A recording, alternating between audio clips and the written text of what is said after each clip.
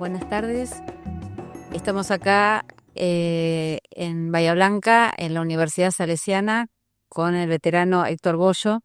Te agradecemos mucho, te agradecemos mucho estar acá con nosotros para contarnos tu testimonio, tu experiencia como veterano de la Guerra de Malvinas, contarnos un poco cómo fue tu vida previa a ir a la guerra, lo que no quieras, lo que vos nos quieras contar acerca de tu experiencia de guerra y de tu experiencia actual como excombatiente y como veterano que está viviendo la posguerra.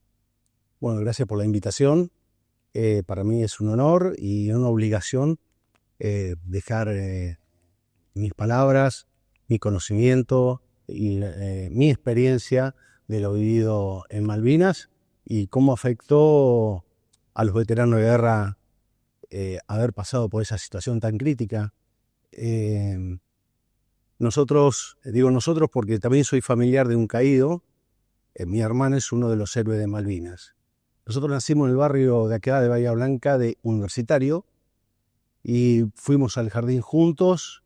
Escuela primaria la hicimos en el Claret unos años hasta que nos fuimos a vivir a Villa Mitre y ahí en la escuela pública, la escuela número 16, hicimos la primaria.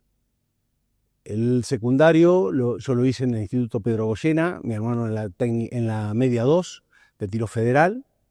En un momento yo terminé el secundario y bueno, en ese tiempo vivíamos una época de dictadura, fueron militares al colegio ofreciendo becas para poder estudiar y poder también servir a la Armada. En este caso era la Armada Argentina. Y bueno, así que decidí entrar porque tenía la intención de seguir alguna carrera, sobre todo profesor de ciencias económicas, con mi amigo, mi vecino, Nilo Navas, que también optó por ingresar de esa forma. Y bueno, y cuando ingresamos nunca pensábamos en una guerra. Inclusive cuando fui a firmar el contrato, le digo a mi mamá, le digo, ¿no habrá una guerra? Le digo, ¿qué tanto tengo que firmar estos papeles? De que estaba dispuesto a un montón de cosas que decía ahí. Bueno, me dice mamá, ¿cuándo hubo guerra? Mi mamá era descendiente de alemanes del Volga, mi padre era descendiente de gallegos, de españoles, o sea, mis abuelos son extranjeros. Y bueno, y entonces, no pensaba nada de eso, porque nunca había ido a guerra, decía mi mamá, que no tenga miedo, que no iba a pasar nada. Bueno, no era muy adicto a las armas, pero bueno, así que bueno, decidimos con mi vecino entrar en esa forma de poder ingresar a la Armada, ¿no? Entraron y nos dieron el grado de cabo primero. Para nosotros era un paso más allá de cualquiera. No entrábamos de marinero ni de cabo segundo, sino entrábamos de cabo primero. Era un puestito más. Y bueno, cuando empezamos a estudiar el Juan 23, en marzo, se empieza a ver en los diarios que había inconvenientes en Georgia, con unos trabajadores argentinos que estaban allá, pero tampoco el conocimiento de lo que era Malvinas, o lo que era Georgia. No teníamos dimensión de lo que iba a pasar. Y bueno, veíamos que en el muelle de Puerto Belgrano, acá en Punta Alta, cerquita, había mucho movimiento, pero tampoco, como éramos tan nuevos, ni nos llamaba la atención, ni mucho menos. Después, con el paso del tiempo, nos dimos cuenta que sí, que no era normal eso. Bueno, y un 28 de marzo, yo me despido de casa, chao, hasta luego, después vengo, y nos dicen salimos a navegar. Bueno, será una navegación de estas comunes, pero salió toda la flota. La especialidad nuestra era radarista, entonces cuando miro el radar eran todos los barcos, íbamos, eran muchos para lo que tenía Argentina como Fuerza Armada, ¿no? Pero bueno, íbamos a hacer unos ejercicios en el sur, pero al poquito tiempo de navegar también, yo estaba en la central de información en combate, informa el comandante que íbamos a recuperar Malvinas. Inmediatamente bajo al dormitorio y se lo digo a a los soldados conscriptos que tenían la misma edad que yo. Y digo, muchachos, vamos a recuperar Malvinas. Contentos, porque íbamos a recuperar algo que era nuestro, que así lo habíamos aprendido en la escuela primaria, en la secundaria, y bueno, no teníamos que echarnos para atrás. Nadie se quería... A ver, si alguien tuvo miedo en ese momento, digo que no. Estábamos en el sollado donde dormían los soldados conscriptos, los cabos segundo y los cabos primero. Así que todos entusiasmados con ir a recuperar Malvinas. Llegamos cerca de Malvinas, porque yo me veía en el radar, cerca del 31 y 1 de abril. El 31 cumplía los años, así que contento, hacemos el desembarco. Al poquito tiempo de haber hecho el desembarco, llega la noticia de que había gente herida de los argentinos. Y al mediodía nos dicen que el capitán Giaquino, un infante de marina, había fallecido. Ya no era la alegría que teníamos cuando empezó con todo esto. Pero bueno, llegaban fotos de que habíamos recuperado Malvinas, sale un avión del portaaviones, yo estaba arriba del portaaviones, un avión, y nos dicen que sí, que ya estaba la bandera argentina flameando en Malvinas, lo cual cantamos el himno nacional, era ganar el mundial. Como festejan en la calle así, festejamos arriba del portaaviones, donde iban las máximas autoridades de la Armada, las que dirigían en todo el operativo. Así que bueno, se recuperó Malvinas, estuvimos esperando un día más, el portaaviones se acerca a las islas y entonces todos nos fuimos sobre la banda de babor, o sea, sobre el lado izquierdo del barco, a mirar las islas, lo cual nos producía la neblina y eso, como la canción de Malvinas, ¿no? Que está en ese manto de neblina. Así que bueno, fue muy emocionante. Esperamos un día más porque había argentinos que estaban recuperando Georgia. Ahí sabíamos que Georgia estaba a 1.600 kilómetros de Malvinas hacia el sudeste. Hasta ese momento no sabía cuánto estaba ni nada. Ahí mirando las cartas, digo, está lejísimo. Bueno, se recupera Malvinas, pero también nos enteramos que 3 argentinos habían muerto. Entonces ya no era tanta la alegría. Cuando volvemos, yo vuelvo el 7 de abril, me encuentro con una Argentina totalmente diferente a la que me había ido. Todos los autos con banderita argentina.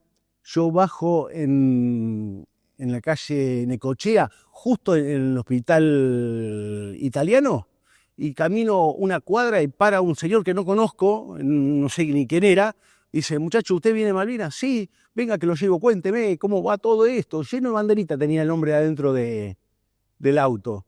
Y bueno, sí, se recuperaron, pero le digo, hubo muertos.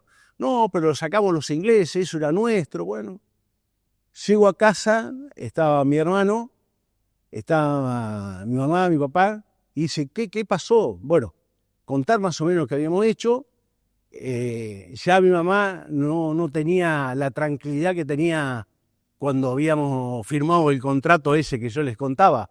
Así que bueno, estaba preocupada. Y bueno, y entonces ahí se empezó a generar una cuestión de que mi hermano, que estaba en el crucero Belgrano, tenía que preparar el buque para salir. Entonces mi hermano me dice, en cualquier momento salimos nosotros para allá. Y le digo, pero ya está, no creo que vengan los ingleses, no creo que vengan. Todos pensamos que no iban a venir. Pero sí, los ingleses ya venían. Ya el 4 de abril había zarpado una importante flota desde el norte de Escocia y venían navegando hacia Malvinas. Eso, obviamente, en ese momento no lo sabía. Me enteré después de leer libros, de estudiar y saber qué es lo que pasó en Malvinas. Porque lo mío era muy chiquitito, o sea, no sabía mucho más. El 16 de abril me despido de mi hermano se va con su crucero Belgrano hacia el sur, y yo el 20 de abril zarpo con el portaaviones y donde mi jefe me dice, vamos a atacar la flota inglesa, lo cual me generaba ya no lo mismo que antes, pero sí un grado de tratar de hacer bien las cosas con lo poco que sabía, porque había gente que sabía mucho más y era de menor grado que yo, de tratar de hacer lo mejor para que no pasara nada, que podamos volver todos, que esa era más o menos lo que nos decían nuestros superiores, ¿no? De tratar de ser lo mejor posible y cubrir al que teníamos al lado para que no nos pasara nada. Y fue así como el 1 de mayo se decide atacar a la flota, el portaaviones por el norte, con sus destructores que lo iban protegiendo, corbetas, y el crucero Belgrano por el sur. En ese momento, ese día, no había viento, los aviadores no podían despegar, que eran ver como uno ve hoy Top Gun, esas cosas, los pilotos. Bueno, nosotros lo veíamos de esa forma, lo veíamos los superhéroes, gente que andaba con casco, que andaba con otro tipo de uniforme diferente al nuestro, que era de marinero. Entonces, para nosotros eran los héroes, y no podían salir porque no había suficiente viento relativo para poder despegar el avión con las bombas, con los tanques de combustible. Así que se aborta eso y se decide volver hacia el continente. El 2 de mayo, a las 4:15 de la tarde, yo estando en la central de información en combate, recibo un teletipo, en ese momento había teletipo, que era como un tipo fax, recibo donde dice crucero Belgrano adrizado a 15 grados, posible ataque submarino. Le digo, pensé, mi hermano, y toda la familia, ¿no?, que estaban ahí, porque había mucha gente de Bahía Blanca en ese barco. Fue tremendo. Bueno, mi jefe me dice, bueno, tome un rosario y vaya a la capilla a rezar. Pero la capilla estaba abajo. No, yo ahí abajo no voy a ir. Le digo, sí, acá van a venir los ataques de submarinos, no de aviones, donde estábamos. No, yo ahí abajo no voy. Entonces me fui a la parte más arriba del todo, que era de la parte del vigía, y bueno, y empecé a cubrir puesto de combate en vigía, a ver si veíamos algo que podría acercarse, pero que no vamos a ver nada. No se dan una idea de lo grande y lo inmenso que es el mar en el sur, y aparte las olas y todo complicado. Bueno, así pudimos llegar, y llego el 8 o 9 de mayo a Bahía Blanca. Ya la situación no era la misma, ya no había tanta alegría en las calles, estaba todo oscuro, se hacía un oscurecimiento. Mi papá era jefe de manzana, tenía que recorrer la manzana para que todo estuviera apagado. Fue muy complicado eso. Y bueno, y me preguntaban por Juan Carlos, mi hermano. Yo le digo, no sé nada. Yo estaba a ver, distancia en kilómetros, a 600 kilómetros de distancia donde estaba él. Le digo, pues yo sabía la posición del Belgrano donde había quedado, porque me habían pasado y yo lo marqué en la carta de navegación. Le digo, pero estaba muy lejos, papá, no sé nada. Bueno, hay que explicarle a mamá. Bueno, un tema. Pasó el tiempo y bueno, llega el 14 de junio, se firma la rendición, lo cual para algunos fue alivio, para otros mucha tristeza, que hoy en día algunos siguen con esa tristeza encima.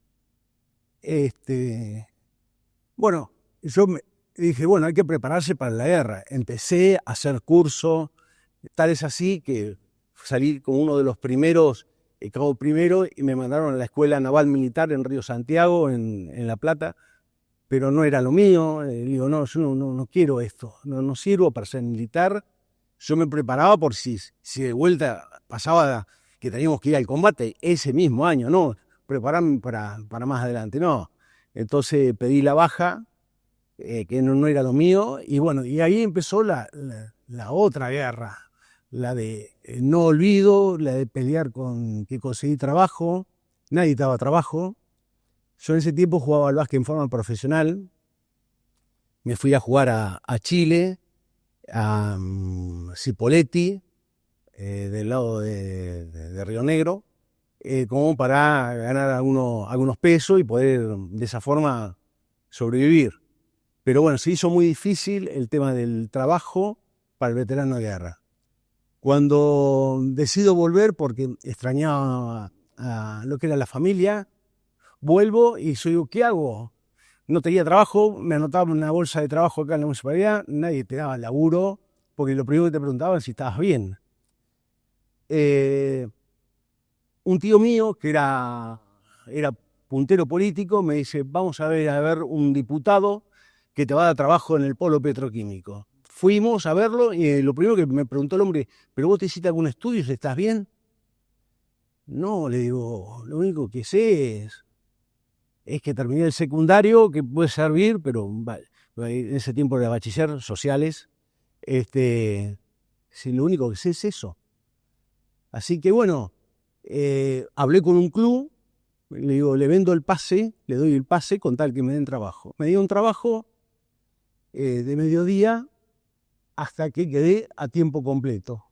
Ahí pude progresar, me casé, pero no me alcanzaba como para vivir de ese sueldo.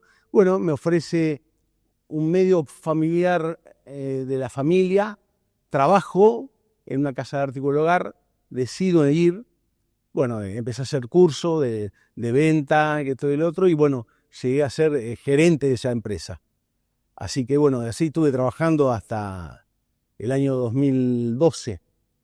Pero anteriormente, en el año 2009, siempre con los reportajes, de ir a las escuelas, dar charlas, hablar de Malvinas, me había puesto un poco canchero, suelto para hacerlo. Pero faltaban conocimientos.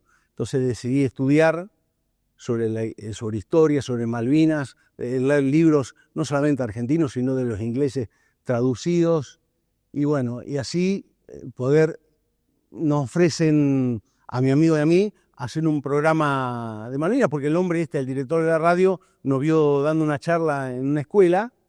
Entonces dice, che, ¿por qué no hacen un programa de Malvinas? Bueno, decidimos hacerlo, pero no sabíamos nada de cómo se hace, los tiempos, las pausas, lo que lleva a hacer un programa de radio, más haciendo un programa documental. Pero bueno, teníamos el conocimiento de lo que habíamos leído, lo que habíamos aprendido.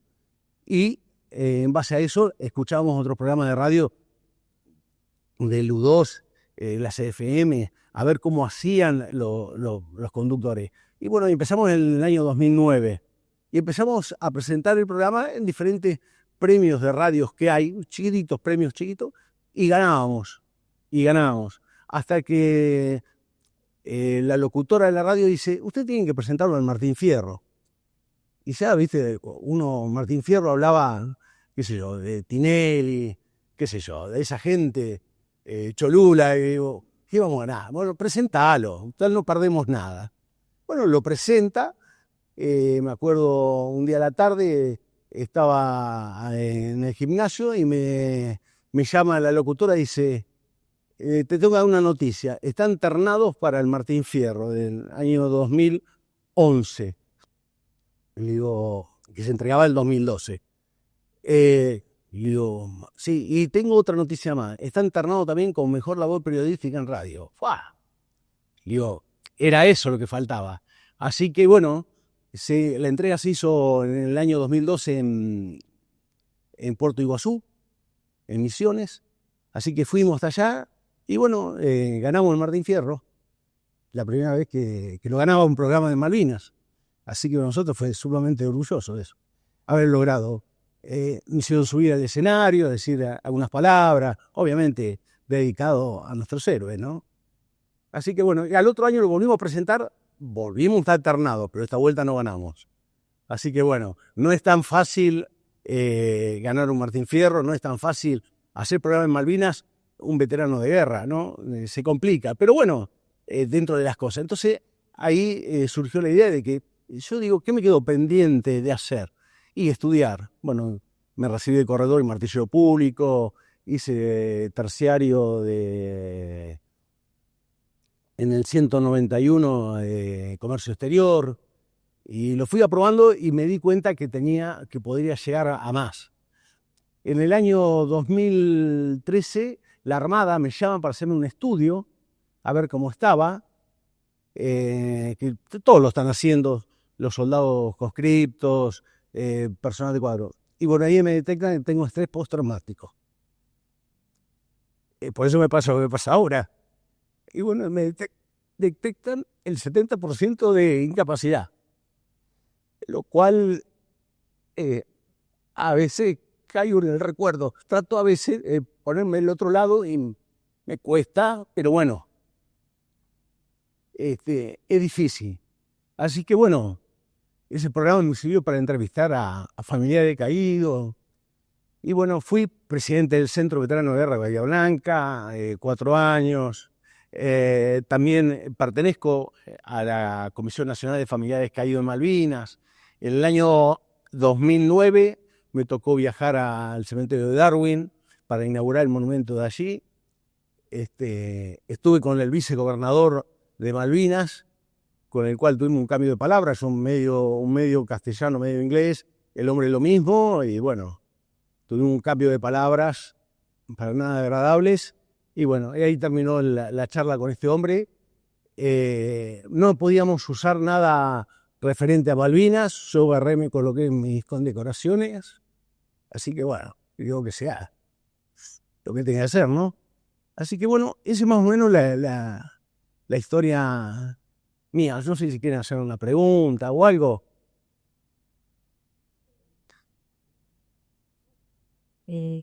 Gracias. No, por favor. Y te quería preguntar, cuando vos comiste, lo que hiciste fue, bueno, reincorporarte a tu actividad, bueno, pues estabas cuidando, contactarte con la gente acá en Miami, hablaste de deporte, vos jugabas al básquet, ¿vos te acordaste cómo fue el vínculo con tus compañeros? En el 80, mirá, justamente en el año 82 mi club se fue al descenso, pero por culpa mía, San Lorenzo del Sur. Se fue al descenso porque yo no estaba bien. O sea, entraba a la cancha, me peleaba, no hacía dos cosas bien. Entonces, se fue al descenso de ese club. Pero bueno, a mí el deporte me ayudó muchísimo. Lo tengo que decir, a mí me salvó el deporte. Fue el salvavidas que tuve. Porque si no, no sé, muchos no pasaron esa prueba de cómo se insertaba en la sociedad. Mucho. Casos de suicidio, en Bahía Blanca hubo varios, no sé cuántos, pero hubo varios. No hay estadística, el gobierno no ha llevado estadística de los suicidios que hubo. En la década del 80 fue terrorífica para el veterano de guerra, terrorífica, porque no había trabajo. Yo me encontraba con veteranos de guerra, compañeros, soldados conscriptos, que no conseguían trabajo, no le daban trabajo, era muy difícil. El 2 de abril no se conmemoraba, pasábamos al 10 de junio, y nosotros íbamos el 2 de abril a la Plaza Rivadavia y hacíamos un pequeño acto. Recuerdo el primer acto se hizo enfrente a la aduana, llevamos un carro, lo pusimos, y arriba de ese carro hubo 2 o 3 personas que se pusieron a decir un discurso, pero no había nada en ese momento. Íbamos para atrás, hasta que en el año 2002 conseguimos que el 2 de abril sea inamovible. Pero lucha de los veteranos de guerra. Nadie nos regaló nada. Nadie nos regaló nada. Y así te puedo decir infinidad de cosas que no han pasado. Desde el reconocimiento de tener una pensión digna, fue recién en el año 2006, 2007, con el gobierno que estaba el presidente Kirchner, que fue quien nos recibió y nos dijo, ¿qué problema tienen? Problema de obra social que no teníamos, problema de una pensión digna y tener trabajo. Porque a mí me pueden llenar de plata, pero si no tengo trabajo, para cualquier lado agarra el ser humano. Tenemos que tener trabajo. Y bueno, y ahí surgió de que los veteranos de guerra pueden ingresar como auxiliares de educación, como portero, y tener trabajo. Pero si no, era muy difícil. Para el veterano de guerra no fue fácil. Uno hoy la cuenta con una pensión digna, con obra social, con haberse hecho estudios, si tenía estrés postraumático o no, que uno lo llevaba y no se daba cuenta de eso. Pero bueno, pasó tanto tiempo, que hizo mucho daño, y eso no se arregla después de 30 y pico de años. Hoy sí, uno se ve reconocido por el pueblo, pero el gobierno tardó mucho, el Estado tardó mucho. Y hoy, hace poco, escuchar al presidente que tenemos y decir que admira a Madre de Thatcher, para mí es una patada, ¿saben dónde? Bueno, y tener que aguantar eso es muy feo para el veterano de guerra. Yo digo, por ahí, sea gente que no está instruida sobre la cuestión Malvinas. La cuestión Malvinas hay que leer muchos libros, no es solamente saber la distancia, cuántas islas son, lleva mucho más. Por eso muchas veces hemos hecho convenio, marco con la Universidad del Sur para el tema de Malvinas. Hemos charlado en la Universidad del Sur sobre la cuestión Malvinas. Vamos a la escuela secundaria, a la escuela primaria, al jardín de infantes a hablar de Malvinas. Y yo con mucho orgullo voy con una medalla a esos lugares. Porque hay que ir así. Pues si no, queda toda la nada. Y es muy difícil, se hace. Muy difícil. Pues yo digo, hoy estaba charlando con la profesora de afuera y yo digo, escuchar que un presidente diga eso, o por ahí ver al otro presidente que usaba la Quinta de Olivo para eso, y digo, decir, sacrificio de 649 argentinos, ¿de qué sirvió? De nada. Y esa es la bronca que uno siente cuando habla sobre estos temas, sobre todo sobre la política de Malvinas, que no hay. Hoy están haciendo cursos sobre el tema Malvinas, que me parece perfecto que los funcionarios sepan de la cuestión Malvinas, pero que escuchen los veteranos de guerra. Ojalá este video quede y se pueda distribuir el día de mañana. Vamos, así. Gracias.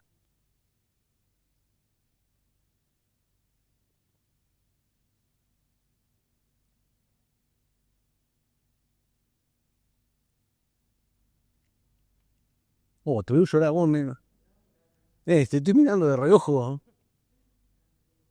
No, ya, y para que no me contaste cuál es tu historia de vida ya.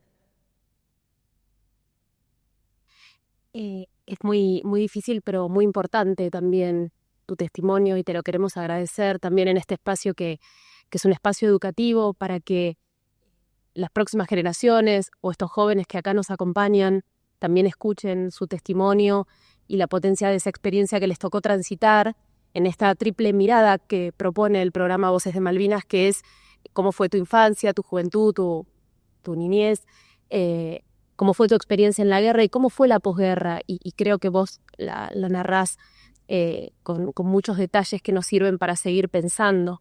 Yo quería preguntarte cómo fue tu experiencia de vuelta a las islas. ¿Qué pasó con eso? La mencionaste brevemente. Me gustaría si te acordás algo más. Mirá, llegar a Malvinas y llegar al cementerio de Darwin fue no solamente para mí, para todos los que iban conmigo, que eran todos familiares directos de caídos. Me acuerdo, iba con la hermana de un caído de gendarmería.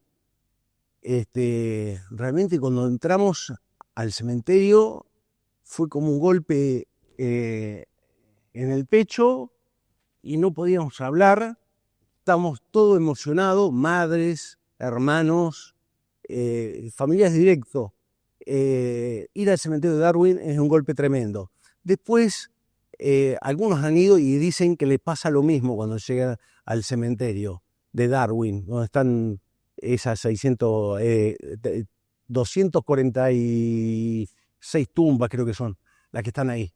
Algunas no estaban identificadas o localizadas, como algunos dicen, también identificadas, localizadas, quién estaba en cada tumba. Había algunas que era soldado solo conocido por Dios.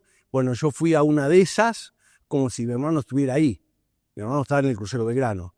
En el año 2007 me tocó hacer una navegación al lugar del hundimiento del Belgrano. Eso también fue muy fuerte. Muy fuerte porque era estar cerca de él, estaba por ahí, yo digo. Pero bueno,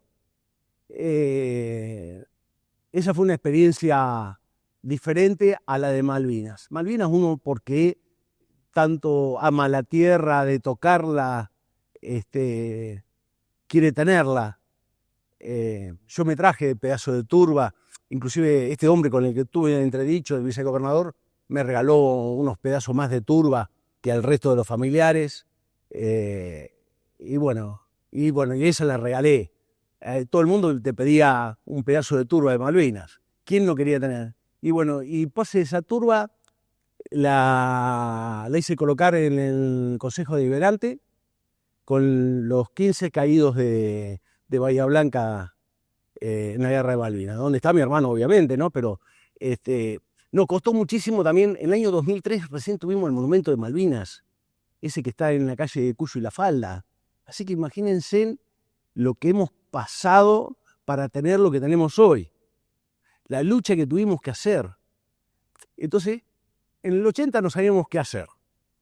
En el 90 vimos que era educación, como dijiste vos, que por ese lado teníamos que ir, que teníamos que ir a los pibes, que teníamos que decirle a la gente, mirá, hay que estudiar, hay que ir por este lado para no volver a pasar por lo mismo. El ser humano que va a una guerra cuando vuelve no es el mismo. No es el mismo. Nosotros, en mi caso y el caso de Nilo, mi vecino, no queríamos salir a bailar, nada de eso. No nos pasaba por la cabeza eso. Así que eso no hizo madurar de golpe, que eso tener 20 años de tener 40. Un ejemplo, una cosa así fue. Un golpe de eso fue para nosotros. Por ahí hoy cuando veo a mis hijos que quieren salir de joda y qué sé yo digo, qué lindo haber pasado por lo mismo. No, nosotros no tuvimos eso. Pero bueno, como dijiste vos, es la educación. Por ese es el camino que tenemos que ir, los argentinos, para poder recuperar Malvinas algún día.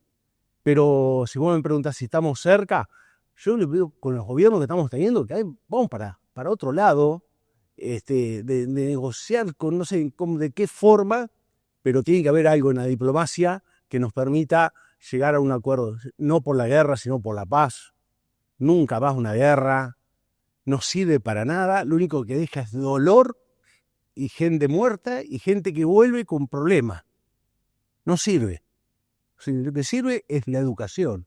En base a la educación, nosotros poder elegir al que realmente tiene que gobernar nuestro país o exigirle que cumpla con las leyes. ¿Qué sé yo? Bueno. Veo que también la comunidad tiene la Alameda de comunicación. Y vos sos un comunicador. María, de lo que viviste y también para decirte, ¿no? Para mirar para adelante, como decís. ¿Cuál es tu visión de eso? ¿Cuál es tu compromiso como comunicador?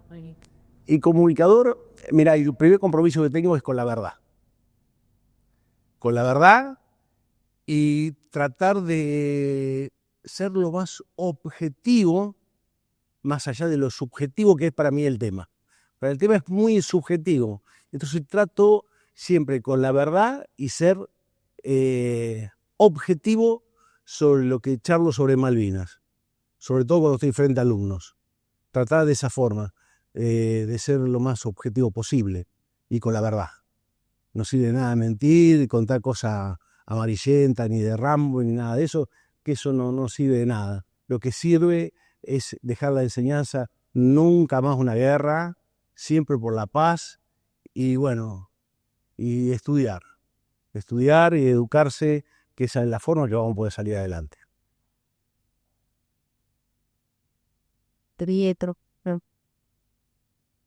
te quería preguntar sobre fue parte de se notaba sobre la casa todo el tiempo que lo tipo pasó antes que hubiera un monumento con esta día y ese monumento es un monumento que especial, ¿no? Porque tienen plano de todos los caídos de Bahía. ¿Y cuáles agregaron las fotos? ¿Fue un participó tu familia? ¿Llenó las fotos de tu hermano en ese lugar? Mirá, en el momento que se ponen las fotos, yo estaba dentro de la comisión directiva del centro, y entonces en la charla que teníamos, ¿qué foto poner de los muchachos? Para nosotros siempre fueron los muchachos. ¿Qué foto poner? Entonces decíamos, no vamos a poner de uniforme, pero había fotos que no teníamos de civil de algunos caídos. Entonces íbamos a poner la foto, vas a ver que hay algunas que tienen de militar. Y muchas familias, no muchas, sí, bastante, se habían ido de Bahía Blanca, algunos eran de San Juan, se habían ido, y otros no tenían foto. Entonces usábamos la foto que tenían de militar, vestido de militar. Pero el caso de mi hermano y de otros más, usamos fotos de civil, que se estaban riendo, que estaban bien. Queríamos mostrar eso. En el año 1990 se inaugura la primer plaza con nombre de un caído en Bahía Blanca, que es la plaza de mi hermano, que queda en Remedios Escalada y Laínez, en Villa Anchorena, barrio Anchorena. Fue la primera plaza. La idea mía es que los 15 tuvieran su plaza. Eso recién se consiguió el año pasado. Fue una lucha que por ahí uno dice, es tan simple que los concejales se reúnan y digan, vamos a ponerle a esta plaza el nombre de un héroe de Malvinas, un héroe contemporáneo, no el nombre de un pajarito, de un árbol, que también tiene que haber un nombre de un pajarito, un árbol, no. Pero digo, tenemos 15 caídos de la historia contemporánea nuestra y que no tengan recién, y las veces que he ido a hablar con concejales, con intendentes, el que vos quieras, del partido que vos quieras, que he ido a hablar para que tuvieran una plaza cada caído. Y bueno, el año pasado se logra hacer, pero son tan improvisados que le ponen el nombre de una plaza a una plaza de un héroe que ya tenía nombre esa plaza. Nada, esas cosas, ¿me entendés? De improvisado, de cuando un gobierno se iba, venía el otro, entonces hay que cumplir con eso, porque Bollo está en la radio y está diciendo que hay que poner nombre a las plazas, y que hace 40 años que vienen luchando por eso, y bueno, qué sé yo, que te llamaba un periodista otro y otro, y yo lo primero que sacudía era con eso, que cada caído de Bahía Blanca tenía que tener su plaza. Pero bueno, se equivocaron y ahora estamos a ver qué lugar buscar, ¿viste? Todo un tema no es tan simple como ir y encontrarse con un concejal, que me he reunido con el concejal que ustedes se piensan del partido que quieran, y me han contestado cada burrada cuando yo pedía el nombre, que al último yo no sabía si yo era el equivocado. Me sentía que por ahí podía estar equivocado en pedir que cada héroe de Malvinas tenga su plaza, ni te digo ni cerca del lugar donde vivía. Mi hermano, la plaza está a cuatro cuadras donde nosotros vivíamos, de la casa de mi mamá. Pero bueno, muchos se tuvimos que dar de lejos de la casa. Y significó donde llevaba una flor, porque mi hermano no volvió, quedó allá, en las aguas del Atlántico Sur. Entonces, tener un lugar donde llevar una flor. Porque, a ver, no tener un lugar donde llevar algo, uno cuando muere, o la ceniza, hoy en día, o el cementerio, tenés en la tumba, tenés el lugar, haces el duelo, lo ves, se murió. En este caso no. Y siempre mi mamá tenía la esperanza de que volvía. Y cómo hacerle entender que no, ¿viste? Fue muy duro. Lo que sufrieron los familiares, eso fue los veteranos de guerra, lo que sufrieron los familiares fue tremendo también, porque el no reconocimiento hacia los héroes fue también muy duro, y sobre todo para los padres. Y las mamás, viste, yo tengo a las mamás, a las mujeres, lo que han sufrido las mujeres, tremendo, tremendo. Y hace poco recién se reconoce a las mujeres que fueron a Malvinas como veteranas de guerra. Si nosotros sabíamos que estaban en los buques como instrumentistas, ellas estaban ahí arriba del buque y fueron reconocidas mucho tiempo después. O sea que la mujer también en género fue maltratada con el tema de la guerra. Era como que si la guerra era solamente de hombres, y no fue así. Hubo mujeres, amigo.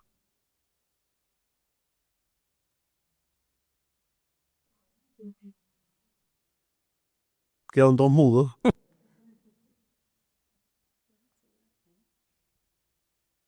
Bueno, no sé si querés contarnos de quedó algo en el tintero, que de lo que quieras hablar.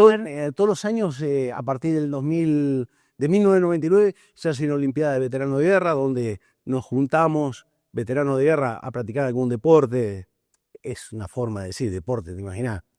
No estamos en condiciones de competir en ninguna Olimpiada, pero son las Olimpiadas de Veteranos de Guerra, donde Bahía lo que gana es al básquet. El básquet es el deporte nuestro, acá no. Entonces, jugar contra los cordobeses, ganarle, o Mar del Plata, o Capital Federal, para nosotros los que tenemos el deporte del básquet, está bueno eso. Y juntarnos y por ahí es reunión donde contamos cómo nos va, todos los años, che, ¿cómo te fue? ¿Qué, te jubilaste, no te jubilaste? Todo un tema, el tema de la jubilación también para el veterano de guerra, puede jubilarse por la cantidad de aporte y todo eso. Al no haber trabajado en la década del 80 nos faltaban años de aporte, ¿no? Así que bueno, es todo un tema, ¿eh? Bueno, Héctor, ¿eso está aprendido? Sí. Te agradecemos muchísimo haber abierto el corazón acá en este lugar con nosotros, que no nos conocés. Como decía Rocío, escuchar las historias de veteranos para nosotros tiene muchísimo valor porque es la historia viva. Nosotras somos historiadoras y siempre decimos eso, ¿no? Que es un desafío no perderse, escuchar en primera persona a quien vivió una historia tan trágica como es una guerra. Así que bueno, te agradecemos muchísimo haber estado acá y compartido tu historia con nosotros. Bueno, le agradezco por la invitación y aprovecho para decirle, tienen una profesora que es hermana de un veterano de guerra que también tiene su historia y es muy rica y muy buena, que la familia cuente la historia del veterano de guerra. Muchas gracias.